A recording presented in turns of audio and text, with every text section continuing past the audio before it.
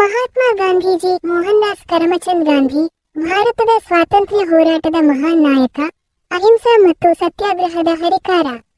October 2869 ರಂದು ಗುಜರಾತ್ನ ಪೋರಬಂದರ್ನಲ್ಲಿ ಜನಿಸಿದ ಇವರು ಬ್ರಿಟಿಷರ ವಿರುದ್ಧ ಶಾಂತಿಯುತ ಹೋರಾಟ ನಡೆಸಿ 1947 ರಲ್ಲಿ ಭಾರತಕ್ಕೆ ಸ್ವಾತಂತ್ರ್ಯ ತಂದುಕೊಟ್ಟರು.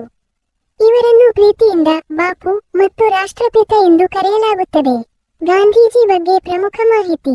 ಜನನ ಅಕ್ಟೋಬರ್ 2869, ಪೋರಬಂದರ್, ಗುಜರಾತ್. ಪೋಷಕರು: ತಂದೆ ಕರಮಚಂದ್ ಗಾಂಧಿ, ತಾಯಿ ಪುತ್ಲಿಬಾಯಿ.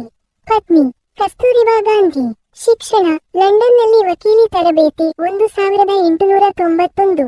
ದಕ್ಷಿಣ ಆಫ್ರಿಕಾ: ವರ್ಣಭೇದ ನೀತಿಯ ವಿರುದ್ಧ ಸತ್ಯಾಗ್ರಹವನ್ನು ಮೊದಲು ಪ್ರಯೋಗಿಸಿದರು.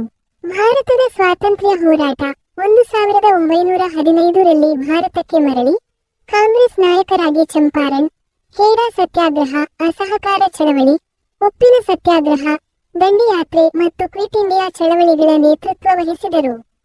ತತ್ವಗಳು: ಸತ್ಯ ಮತ್ತು ಅಹಿಂಸೆ. ಸ್ವರಾಜ್ಯ: ದೇಶೀಯ ವಸ್ತುಗಳ ಬಳಕೆ, ಸ್ವದೇಶಿ ಖಾದಿ ಪ್ರಚಾರ ಮತ್ತು ಅಸ್ಪೃಶ್ಯತೆ ನಿರ್ಮೂಲನೆಗೆ ಶ್ರಮಿಸಿದರು. ನಿಧನ: ಜನವರಿ 30, 1948. ಗೌರವ: ಅಕ್ಟೋಬರ್ 2 ಅನ್ನು ಗಾಂಧಿ ಜಯಂತಿ, ಅಂತಾರಾಷ್ಟ್ರೀಯ ಅಹಿಂಸಾ ದಿನ ಎಂದು ಆಚರಿಸಲಾಗುತ್ತದೆ. ಗಾಂಧೀಜಿಯವರ ಸರಳ ಜೀವನ, ಸತ್ಯ ಮತ್ತು ಅಹಿಂಸಾ ಮಾರ್ಗಗಳು ಇಂದಿಗೂ ಜಗತ್ತಿಗೆ ಮಾದರಿಯಾಗಿವೆ.